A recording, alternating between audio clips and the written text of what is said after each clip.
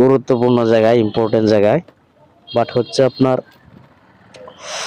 তো যেতে যেতে একটু আপনাদের সাথে একটু কথা বলে নেই স্কুটার নিয়ে, টিভিএস এক্সেল 100 স্কুটার নিয়ে যেতে যেতে আমি একটু কথা বলতে চাই। বিষয়টা হচ্ছে আপনার, স্কুটার টিভিএস এক্সেল 100 বাইকটা কেন প্রচুর পরিমাণে ভাইব্রেশন হয়, কেন কাঁপাকাঁপি করে, এটা হচ্ছে মেন কারণ। সেই কারণটা আমি আজকে আপনাদের সাথে একটু আমি উল্লেখ করতে চাই। তো এভরিওয়ান, আসলে দেখুন মানে অসাধারণ একটা দৃশ্য, মানে এই রাস্তায় এত সুন্দর একটা ভিডিও হবে সেটা আমি কল্পনাও করতে পারি নাই। তো মূল টপিকটা হচ্ছে আপনার, এক হলো ভিডিওর ভিউ, অসাধারণ একটা ভিউ পাচ্ছি আমি ভিডিওতে।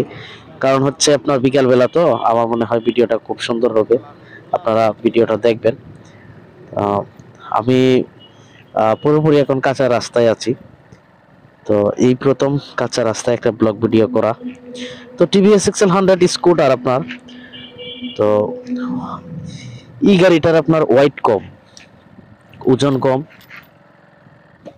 গাড়ির বডি একটু পাতলা, যে কারণে আপনার এটা একটু বাইকটা কাঁপাকাঁপি করে। 50-55তে তুললেই বাইকটা অনেকটাই কাঁপাকাঁপি করে। আর হচ্ছে 50তে উঠাইলে অনেক সময় কাঁপে। আপনি যদি 40-45-এ চালান তাহলে গাড়িটা মানে কাঁপাকাঁপি করবে না।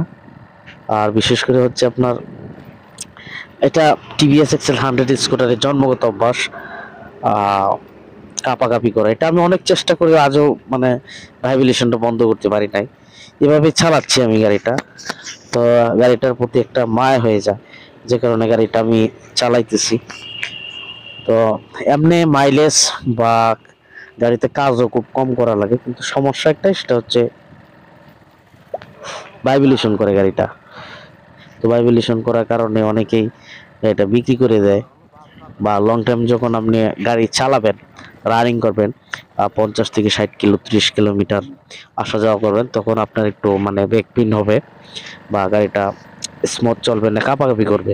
এটা স্কুটারের মানে টিভিএস এক্সেল 100 জন্মগত অভ্যাস, এটা বলে শেষ করা যাবে না। তো আমি অনেক আপডেট করার পরে হালকা একটু কমছে, কিন্তু প্রায় আপনার একটু ব্যয়বহুল টাকা খরচ হয়ে যাবে। আর হচ্ছে আপনার এই যারা যারা টিভিএস এক্সেল 100 স্কুটার ইউজ করেন, তো গাড়িটা কাঁপবে, সেটাই স্বাভাবিক।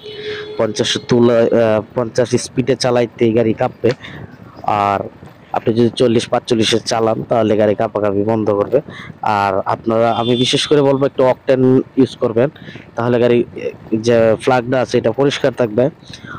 অকটেনটা একটু বেশি স্মুথ চলে, একটু পাওয়ারটা একটু বেশি, যে কারণে গাড়িটা একটু স্মুথ হয়।